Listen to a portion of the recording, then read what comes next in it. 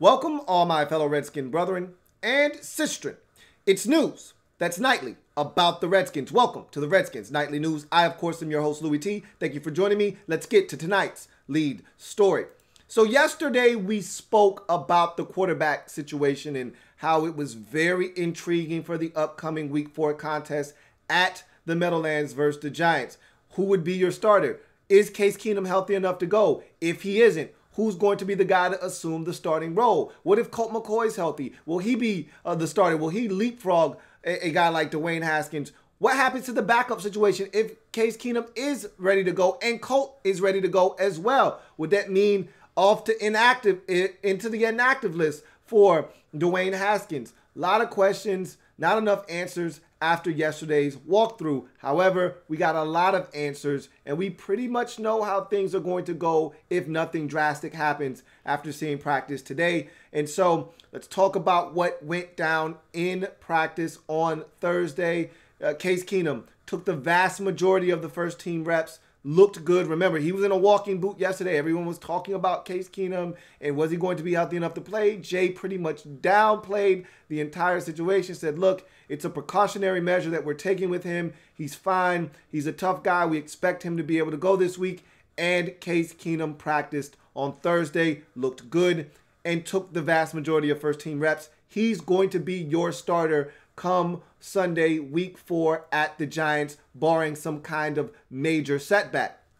The biggest story, though, from practice on Thursday wasn't that Case Keenum was healthy or that he took the vast majority of the reps, but rather who took the rest of the first team reps not taken by starter Case Keenum. That was the big question. If Keenum's healthy, which I assumed he was going to be, all right, what happens to the backup quarterback situation if Colt McCoy is then healthy, which McCoy practiced for the first time in over a month. We'll talk more about that in other news segment a little bit later on. But the guy that took the rest of the first team reps, Dwayne Haskins, which means that on Sunday, Haskins is most likely going to be your backup quarterback, which is good news for all of us in the Dwayne Haskins camp. Now, again, Colt McCoy is a guy that still needs time, and this could change next week, and it could be a fluid situation. And we could see Colt assume the #1 role next week if Case Keenum has a rough outing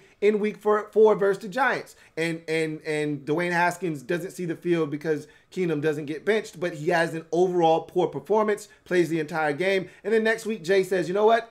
Dwayne's going to remain the backup, but I'm going to go with Colt as the starter in Week 5 versus the Patriots. That's a realistic possibility, but for the time being, we were worried that Dwayne Haskins could be inactive because 3 quarterbacks healthy means 2 are going to be active on game day, which means there's going to be an odd man out. We weren't sure if Jay was going to go Colt crazy or not and assume that Colt would be ready to go and have him be the backup quarterback and push Dwayne to the third team quarterback, and also meaning he wouldn't be active on game day. But I think today's practice answered a lot of questions. Case Keenum still going to be your starter.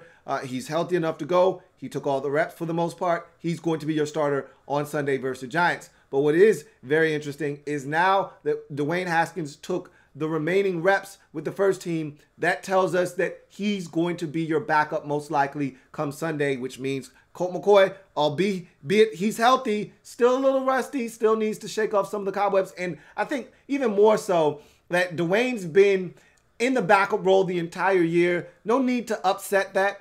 Have him continue to prepare as if he's going to start. And again, have him mentally prepared to go into the game at some point, because at some point we are going to see number 7 this season. Don't know when that's going to take place, as we've talked about numerous times on this program and others. He's going to see the field at some point this season. It's just a matter of when, no longer if. If the Redskins were good this season, there was a point where we were like, maybe we won't see Dwayne this year. That was an if situation. If the Redskins are good, we may not see Dwayne. Now that the Redskins are bad, there isn't an if in the equation. It's now only when will we see Dwayne Haskins. It won't be in Week 4 unless something happens to Case Keenum or he's just that bad in the first half of this game. I can't see Jay pulling the plug on Case unless he's hurt because of what I mentioned earlier. If you go to Dwayne at some point in this game, there's no turning back. You don't go to Dwayne for the second half of this game. What if Dwayne comes in, throws 2 touchdown passes, albeit maybe garbage time, doesn't matter. If he throws 2 touchdown passes, he's probably got to be your starter the following week. Jay, I think, still wants Colt to get an opportunity. And in order to have that happen, you've got to go straight from Case to Colt. It can't be Dwayne in the middle. It has to be from Case straight to Colt, and after Colt comes Dwayne, and after Dwayne, there's no turning back. It's Dwayne's show from here on out. So if Jay wants to give his guy, Colt McCoy, an opportunity, I think the only way that takes place is if there is no Dwayne Haskins. And so for me, unless Case gets injured, I don't think you see Dwayne on Sunday, no matter how poorly Case plays in that game. And the Giants stink defensively. So there is an opportunity, and we'll talk about that later on in the show, for the Redskins to have a big offensive day and put up some numbers. Will it be good enough? We'll see. But this Giants defense hasn't been very good for the first 3 weeks of the season, and I could see the Redskins putting up some massive numbers in this football game and scoring some points and making this game very interesting. However, I don't know if we're going to see that or not, and I don't know how well Case will play. We will see, but I don't anticipate Dwayne getting on the field. But it is refreshing to know that he'll be the backup, and more importantly, Jay's averting disaster here. Again, I talked about this the last couple of days. You don't want to put yourself in the same position. It's just not worth it to put yourself in the same position that you were in with the Adrian Peterson benching and inactivity in week 1. No reason to have to rehash that all over again by making Dwayne inactive. Make him your backup. Most likely than not, Case is going to play the entire game. Again, Case has been pretty durable throughout his entire career. So barring some kind of snafu or something really going wrong, I can't see Case not finishing the game. In that case, allow Dwayne to be the backup. Again, if you make Dwayne inactive, it's going to cause a firestorm, one that Jay doesn't need, already being 0-3 on the season. You don't need any more distractions. Allow Dwayne to continue to prepare as if he's going to start as the backup. Do not disrupt his game plan and his preparation that he's had all season long. Continue to have him in that backup role. Allow Colt, who has been inactive before, allow Colt, who has been in this role before, to be inactive. Allow him to come along at his pace. And if he's ready next week and you don't like what you're getting from Case Keenum and you want to catapult Colt to the #1 quarterback position, at that point, Jay may be able to do that. But it could get really interesting, and depending on how this game goes. If the Redskins lose this game going away, the Giants destroy the Redskins, lose, and let's just go with a hypothetical that the Redskins lose this football game 31-13, and the offense struggles, the defense is morbidly bad once again. Heads could roll, and that could include Jay Gruden. I don't necessarily know if you want to fire him prior to the Patriots game, knowing that there could be another ass whooping on the horizon. However, heads could roll against a Giants team that hasn't been all that impressive this season, yet they've won a game because of the offense and some special teams woes by Tampa Bay in week #3. Heads could roll if this game goes very, very south for the Redskins and it looks as bad as it did in the first half versus the Bears in week #3. So a lot of things to consider, but one thing not up for debate: who's going to start and who's going to be the backup in week 4 at the Giants. Case Keenum's going to be a starter. He's healthy enough to go. And now we know that no matter how healthy Colt may be and how good he feels, Dwayne Haskins is going to be the backup on Sunday versus the Giants. So let's get to in other news, because there was other news from practice today. We talked about Colt McCoy hitting the practice field for the first time in over a month. However, he had company as Quentin Dunbar hit the practice field and was a full go participant for the first time in the last 2.5 weeks. Remember, Dunny hasn't been healthy since week 1 versus the Eagles. Injured himself in that football game. Did not play against the Cowboys. Did not play versus the Chicago Bears. He did, however, practice on a limited basis last week leading up to the Bears game, but was not good enough, and the leg was not strong enough to go last week. Jay talked about Dunny not being able to push off and not being able to accelerate at the rate that you need to be at this level to play the cornerback position at a high level. Well, Dunny has progressed to the point where he was out on the field. And I'll tell you straight up, he's the best corner we've had for the last 2 seasons, and it's not even close. When Dunny's healthy, he is by far and away the best corner that we have. I can't wait to get him back on the field. And what that's going to do is, in effect, give us the first look since week 1 we've had of this defense at almost 100% health. When you look at the defensive line, Jonathan Allen, a week healthier, did play last week, but very sparingly, did not look like the same Jonathan Allen. But he'll tell you, no excuses. He's out there. He's good enough to go. I think he'll be a little bit stronger in terms of his knee this week. I expect him to play a little bit more than he did last week.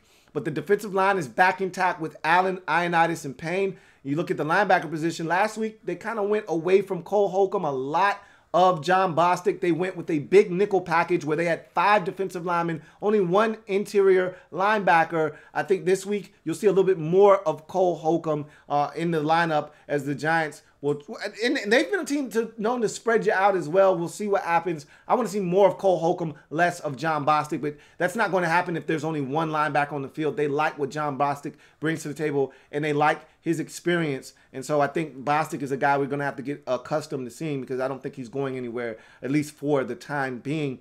And then the secondary has been mangled this season, this young season, with the injuries to both Moreau to start the season. Moreau played in his first game in week 3 versus the Bears.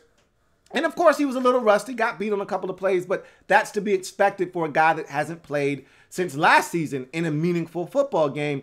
And now you're getting Dunny back since week 1. So now what that's going to allow us to do is to now play Dunny and Norman on the outsides. And now Moreau will be your nickel slot corner. And now you'll be able to put Jimmy Moreland in some more advantageous situations. Maybe he'll be in before Aaron Colvin. Maybe he won't. We'll see what the coaching staff decides to do. If the Giants decide to spread us out, put 4 or 5 wide on the field, who will be that next guy into the game after Moreau? Will it be Moreland or will it be Aaron Colvin? Some decisions for the Redskins to make there, but it's just good to know that we have that kind of flexibility, something we've lacked in the secondary since week 1, essentially, when you were down 2 of your starting corners in Moreau and Dunny. Both of those guys will be back, ready to rock and roll. Again, barring any setbacks, Dunny needs to stay healthy, because when he is healthy, this defense is much better than what we've seen. But again, if you're not getting pressure on the quarterback, doesn't matter who's on the back end, you're still going to get beat. That being said, good to hear that Dunny's back on the practice field, running around. Hopefully no setbacks tomorrow. And I think tomorrow is important, because now you get to see how he feels the day after, really testing out that knee, see if it swells, if there's any soreness or tenderness. If he's full go again tomorrow, then that's a really good sign that Dunny's on track to be on the field week 4 versus the Giants. Some guys that did not practice, and it is not good news. Both linemen that we talked about yesterday, Chase Rouillet, looks like he's not going to play. He wasn't even at practice, whereas Brandon Sheriff, who also did not participate, was at practice, but he was in civvies. And so it's not looking good for Rouillet. Right now, I'm hearing the word doubtful. And anytime you hear doubtful on a Thursday, most likely not going to play on a Sunday. However, Sheriff was not practicing, but was on the practice field. So there is a chance that he could go limited basis tomorrow, which will give us a little bit of hope that he can go on Sunday. If Sheriff doesn't go tomorrow, the likelihood is that we'll be down not 1, but 2 offensive starting linemen, and you'll have a bunch of young guys, probably 2 rookies, potentially in the mix. Now, you'll have a starter in Wes Martin as a rookie, but the other position at center will probably be occupied by a veteran in Tony Bergstrom, but backing him up, another rookie in Ross Pierschbaker. So we could be in some trouble. The right side has already been compromised this season with penalties and false starts and holdings and all kinds of nonsense, getting beat. And we could have some young guys in there now. From center over to the right side could really be interesting on Sunday. Now, the really good part is the Giants don't have a defensive line anymore that necessarily scares you. But when you got young guys and a lot of guys that haven't practiced with one another, the communication, as we've seen on the back end defensively, could be off. And all it takes is for guys to not communicate properly, to have blitzes come through, or free rushers or free hitters get to Case Keenum. And we saw what happened to Case when his internal clock gets sped up. Mistakes happen, turnovers happen, overthrows happen, stare downs happen, and the rest is history. So there could be some really, really interesting situations that the Redskins could have in front of them laid out if, in fact, Sheriff and Rouillet, if one can go, I think we'll be fine if you're just replacing one offensive lineman in Chase Rouillet. He's the one that's most likely not going to be able to go. If Sheriff can go, then you're just replacing the center, which will be Tony Bergstrom, and most likely you'll have Ross Pierce-Baker as your backup, as your rotational guy in that mix. But if you don't have either of those guys, then you're looking at a situation where Wes Martin's going to be your right guard, Tony Bergstrom's going to be your center, and then Ross Pierce-Baker, among others, will be ready to go as a backup interior offensive lineman. So things could get pretty dicey along the offensive line. And just when you thought things couldn't get any worse, wide receiver Terry McLaurin, a.k.a. Scary Terry, showed up on the injury report today with a hamstring. And for a speed guy, that's the one thing you don't want. Ankle is pretty high on the list, but hamstrings can doom you for weeks to come. And the thing about a hamstring is that the only thing that can really heal a hamstring is time. You try to come back, it'll come back and bite you again. It'll start to tighten up on you. So I don't know the severity of this hamstring injury, but it was enough to land Terry on the injury report. So now we've got another injury, and this one is very impactful because he's been the one guy that we've felt really good about on this offense all season long. He's had a touchdown grab in every single game. He's had at least 5 catches in every single game, may have even been 6 in every single game. He's been the one mainstay offensively, the one consistent performer week in and week out, and the one guy that we feel good about really causing problems. The one guy that if you're a defensive coordinator game planning for the Redskins with Jordan Reed out,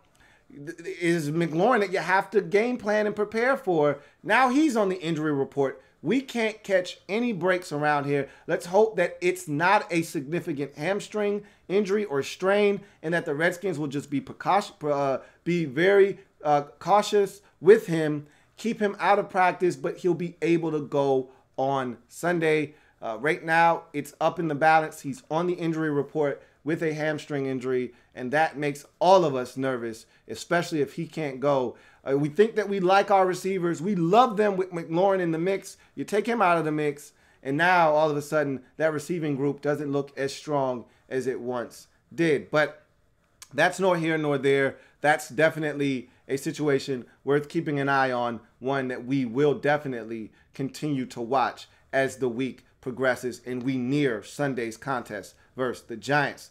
We move on to the final segment of the day and my final outcome for this Giants game and what it will take for the Redskins to get a victory. Let's look at the Giants offense versus the Redskins defense, because to me, that's where this game is either going to be won or lost. I'm not as much worried about the Giants defense against the Redskins offense, although no Terry McLaurin and no Sheriff, no Rouillet could give me a bit of pause. However, if we could get 2 out of those 3 guys healthy, one of those 2 linemen, preferably Sheriff and McLaurin, healthy enough to go, I feel confident the Redskins can still move the football. We'll talk about the offense versus the Giants defense here in a second, but I want to first focus on what has been one of the biggest Achilles heels of this Redskins football team this season, and that's the defense. And you feel like the Redskins can't be as bad as they've been. At some point, they have to be better, right? If they weren't good enough to stymie a Bears offense that had been struggling all season, I don't know why you think anything's going to change in this game necessarily. I'm going to spot shadow a couple of guys that can hurt the Redskins. One in particular in Evan Ingram. The Redskins have had their fair share of issues with the tight end. Not necessarily as much this season as teams haven't necessarily had to go to their tight end. Why? Because they've been able to go over the top on Josh Norman, and the secondary has had their fair share of miscommunications. So if it's not Norman, it's the safety. If it's not the safety, it's the cornerbacks underneath. If it's not the cornerbacks, it's the linebackers. Whatever the case may be, it's been easy pickings for other teams against our secondary and our back end. We haven't gotten a ton of pressure. I don't know if we're going to get pressure against the Giants. I will say this, the Giants have had a tough time, whether it be Eli Manning or Daniel Jones, protecting the quarterback. The Buccaneers were able to get after Daniel Jones. They sacked him 3 or 4 times. One player, and by himself, I think had 4 sacks on the game, and Shaq Barrett for the Tampa Bay Buccaneers last week. So I think they ended up sacking Daniel Jones 4 times, maybe even a 5th in that football game. But they were able to get after him, force Daniel Jones to fumble a couple of times.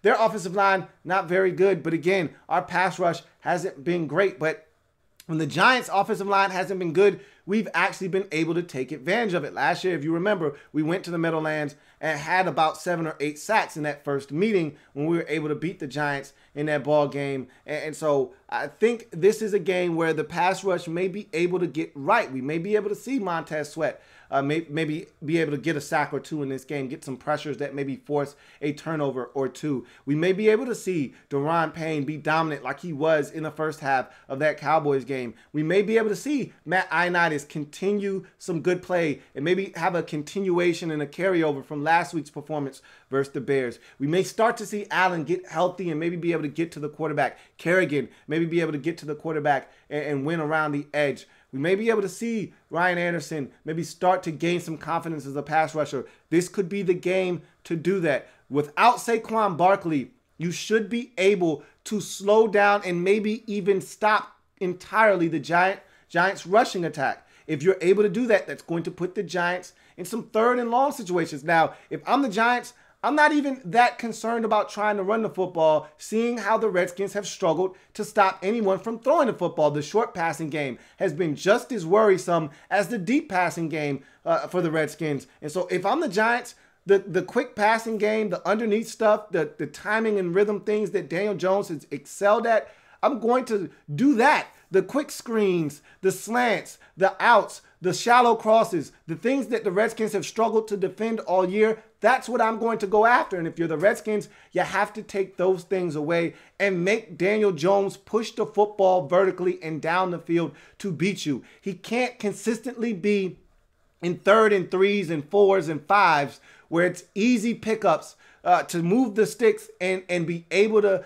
control time of possession. The Giants, much like us, want to hide their defense. Their defense has been abysmal this season. All right, they want to hide their defense. The way to do that, control time of possession, control the football, move the sticks. If they can pick up 3 on first down, 4 on second down, now they're in 3rd and 3. That's a very advantageous down and distance for the offense, and it's something the Redskins, we're the worst team defensively on 3rd downs, and it's not even close this year. The Redskins are giving up damn near 64% of 3rd downs this season, and it would easily be up around 70 if teams towards the end of games, with the game no longer in the balance, weren't simply running on 3rd and 7 so that they can continue to run out the clock.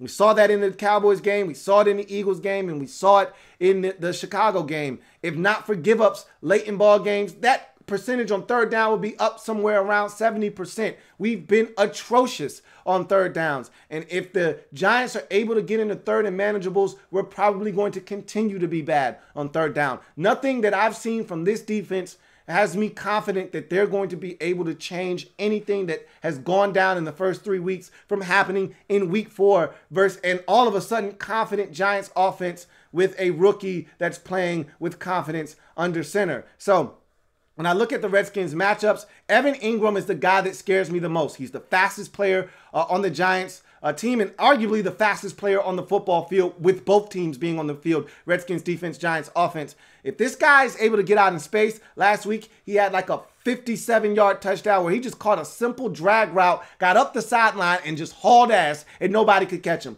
Got a nice block from the receiver down the field and just took off. He had 6 catches, over 100 yards last week. He'll do it again this week if the Redskins aren't able to account for him in the pass game. He can't be running up the seam with nobody within 5 yards of him. He can't be running a shallow cross and thinking that you're just going to catch up with him. If John Bostic is one-on-one with Evan Ingram and he catches it in stride, there's no way Bostic is going to be able to keep up step for step with him. So the Redskins have to be mindful of where 88 is at all times. They cannot lose sight of Evan Ingram. He is by far and away the most dangerous weapon the Giants have on offense. Another guy that the Redskins have to spot shadow is Sterling Shepard. He also is a guy that could hurt the Redskins. Very, very quick, can get in and out of breaks, can create separation. He's a guy that Daniel Jones was looking for last week. He's a guy that Daniel Jones is going to look for again this week. The Redskins have struggled in the slot. Guys have torched them in the slot. And the Giants,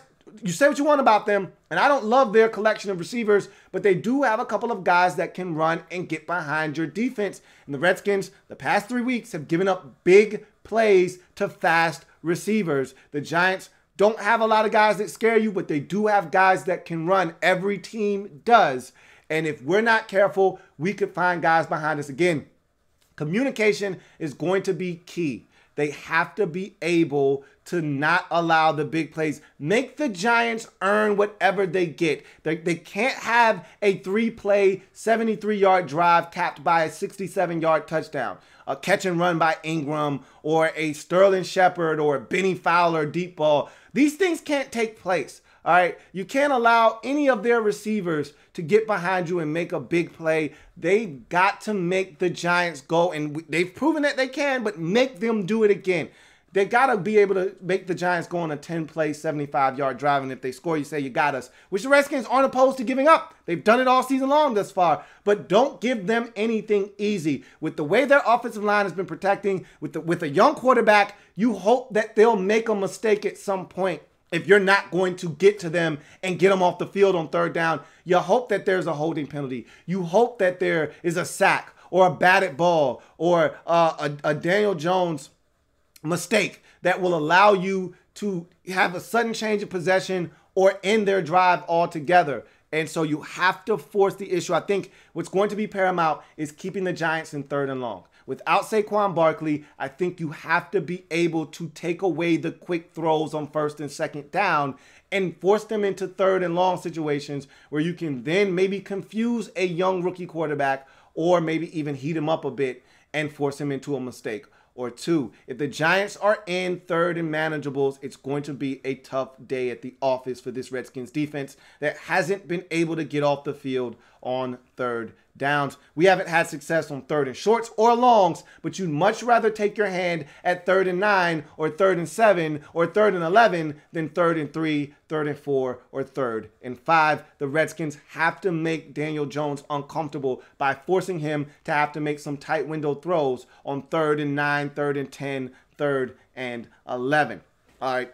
If you're the Redskins offensively, you have to spread the football around. The Giants haven't been really good at stopping the run this season, but we haven't been good at running the football either. If I'm the Redskins, I come out and I look to run the football early, assert the run game, and see if you can't get something going there with a little bit of consistency. But if the Giants are able to shut it down early, I would not be opposed to going away from the run game altogether. When the Redskins have been at their best this season, first half versus the Eagles, second half versus the Bears, it's been pretty much, hey, let's spread teams out, gun runs with Chris Thompson, and let's kind of go up-tempo a bit. Let's spread teams out. Let's let Trey Quinn work the slot and win some individual matchups there, or find a hole in the zone and let's hit him. Let's let Paul Richardson beat a guy on a slant or beat a guy on a comeback, and let's hit him and get him involved. Let's get Terry McLaurin on some in-breaking routes,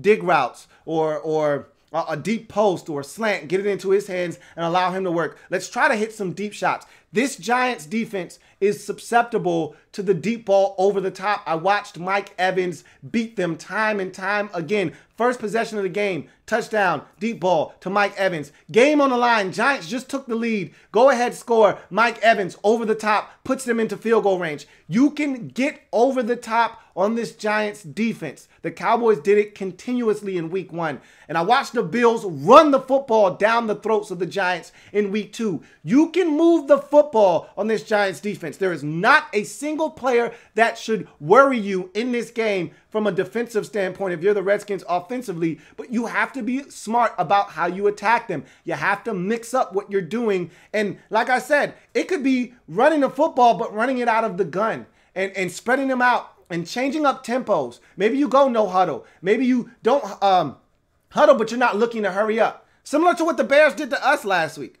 What the Redskins did in the second half, where they pretty much let Case Keenum get to the line of scrimmage, called a play, and they just went. And it really threw the Bears for a loop. The Redskins have to start being a little bit more creative with what they're doing. Not just on the defensive side, where we've been begging for them to be a little bit more creative with their blitz scheme, but also on the offensive side of the football. I think this is a game where the Redskins should be able to put up 30 points.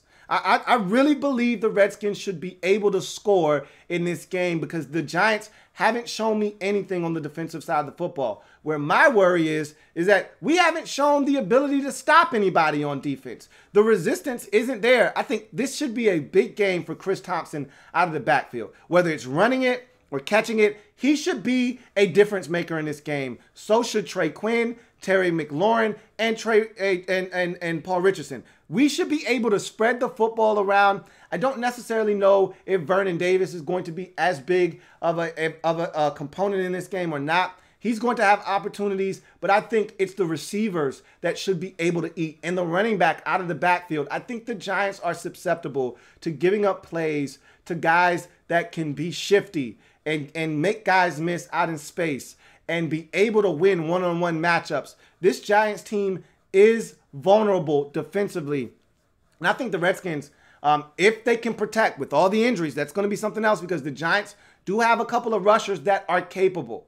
All right, don't sleep on their ability to get to the quarterback. They do have some rushers that are fully capable of getting to the quarterback. If we can't protect Case Keenum, could be a long day, as I mentioned. But if they can protect up front, we've got the guys that can win one-on-one matchups. We've got the guys that can sit down in zone coverage. Case Keenum's going to have to find them relatively quick, and allow them to catch the football in stride or in a position that will give them an opportunity to make plays after the catch. I love the Redskins offense in this game. I don't love the Redskins defense. They haven't given me a reason to have any confidence in their ability to turn things around. And thus, I got the Redskins losing on the road in an absolute shootout, 34-30, in which the defense simply gets torched once again. Again, they haven't given me any reason to believe that they're going to turn things around. The only hope that I have that I'm wrong and that the offense or that the defense is better is that we get Dunny back this week, which will give us a big boost out wide. And really, with Dunny coming back, you're fixing two positions with one player, essentially. With Dunny coming back and playing outside, now you are able to kick Fab Moreau inside. And so now you're not putting as much strain on a rookie and Jimmy Moreland. And so I think that's the only hope you have as a Redskin fan. That and the fact that this Giants offensive line not very good, and maybe we can get pressure on the quarterback and stop them from being able to take advantage of what's been a porous Redskins secondary. But again, I haven't seen anything to give me confidence. Nothing whatsoever. I don't believe a word of what Jay or Greg Minuski say when it comes to this defense. I just think right now we're poorly coached, and that's not going to change until change is made. And until that happens, I have zero confidence in this team's ability to do anything of note defensively.